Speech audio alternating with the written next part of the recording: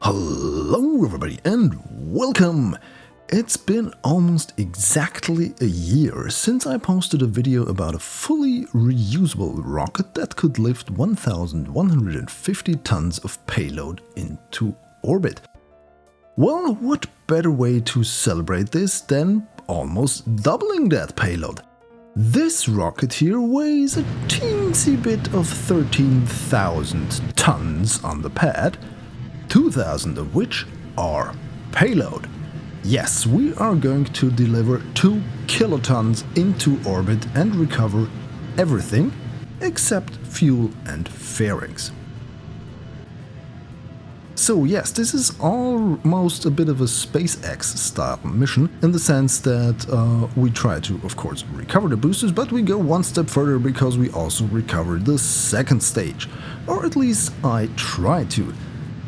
Let's talk a bit more numbers, shall we? Of the 13,000 tons that this rocket weighs on the pad, 10,000 are fuel. And the entire price of this, if you would want to use this in career mode, is 7.8 million funds, 960,000 of which are fuel. So that's about 12 point... and that's gone. Again!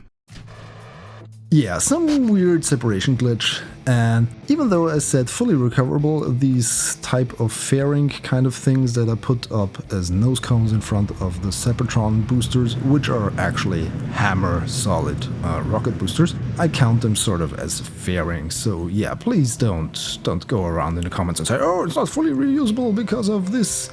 Yeah, neither is SpaceX so far, unless they've managed to catch the fairings with Mr. Steven. Which I think is a crazy plan, but yeah, here's to hoping it works out. Okay, you see the beautiful engine mounts down there, or you have seen them before I switched to map view. We have 247 vector engines on the first stage. Yes, that's quite a lot of engine. Even the Soviet N1 goes away in shame if it sees that. And yeah, I kind of messed up my trajectory and also flying this thing, so yeah, this looks weird, but I'm still hoping I can recover this. I've learned from my previous iterations last year, so I already put some heat shields, some inflatable heat shields on the bottom, so that they act as sort of a flotation device if I needed to land the booster in the ocean, which I attempted here and sort of succeeded. I mean, it looks like the expensive engines are intact and nothing else exploded, but yeah. Again! That's not really a success, is it? Unless we have full recoverability, shall we? Alright, let's try this again, of course. And this time I'm not trying to waste any more fuel to get my apoapsis lower. I'm just going to ride it out until I get on top of it, and then let it fall down to the ground. Or in this case, to the water.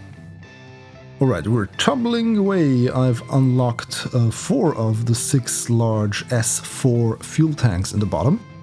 Yeah, I'm using mostly only 5-meter parts for this, because even though it would be possible with the 3.75 meter S3 parts, the part count would be humongous, and we're already at almost 600 parts for this entire thing. And the payload is really simple, so imagine a complex payload and then 500 and something parts of booster, yeah. So this looks a lot better while we're descending down here. And here's to hoping that we will not crash into the ocean this time, or at least not as hard. Because yeah, landing in the ocean was planned right from the start. I'm using the engines to slow down significantly enough so that the parachutes can engage and don't get ripped to shreds. And I also try to keep the throttle at such a level that my descent rate is lowered, but not too much, so that I don't bounce back up somehow and then things go all kind of wonky, and we don't want that. Alright, this looks like a stable descent. And here's to hoping that I don't mess up my throttle control while touching down on the water, or splashing down rather. And this looks actually very good. Yes, everything intact, and these inflatable heat shields keep us up nicely. Okay, we've recovered the booster in another timeline, and we've switched back to the second stage. This little thing here looks nice and tiny compared to the large booster, but it also is comprised of 63 vector engines and, of course, a lot of fuel. Alright, and here is the payload. Well, the fairing could have separated more beautifully. I forgot to engage clamshell and set it to only 2 parts. But yeah, here's the proof. These are my payload tanks, which come about to a sum of 2016 tons. Alright, and here you can see I have almost no fuel left, but it is enough for a circularization burn to get this to an almost 80 kilometer safe, stable orbit around Kerbal. So I had around 200 something meters per second of delta V left, and this circularization maneuver took about 60 something, and yeah, so we still got a little bit left, but first we have to decouple the payload. And then we have to get the other tanks that I have saved some fuel for the return trip. There we go, the one on top and this one. Let's reactivate them to get some more delta V. And then, well, now it's the tricky part. How do you plan your re-entry, and where will that thing finally land? If you go for a shallow angle, then the trajectory is kind of subject to a lot of things, but you will have more time to readjust. If you go for a steeper angle, you will get more of a precise landing, but you will come in really hot. So yeah, kind of a bit of a dilemma over here. As you can see here, I'm really missing the Kerbal Space Center way over on the other continent. But maybe we managed to land in the desert over here, so that's why I'm firing my engines maybe a bit prematurely.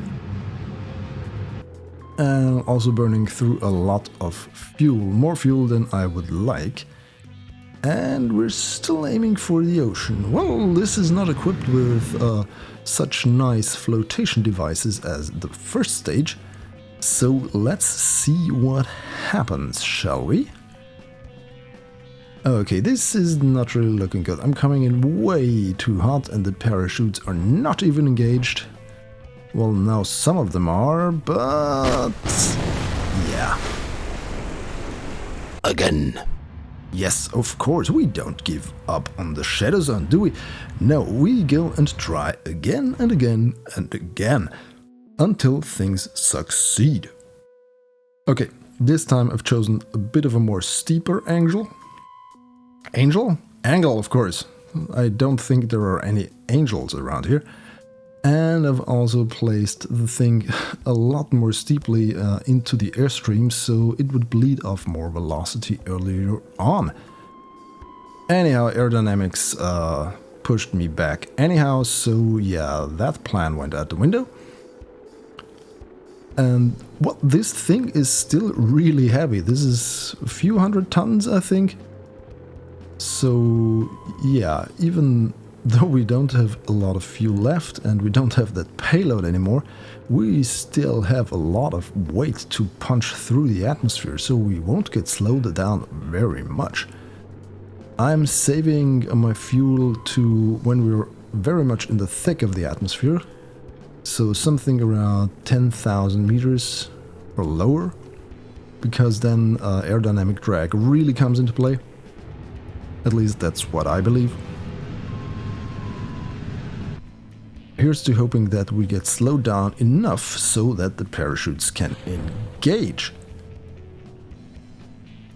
So yeah, as I mentioned earlier, we will get a recoverability of about 88%, so that's about 6.9 million funds of 7.8 million that we will recover if we recover all of the parts for full price.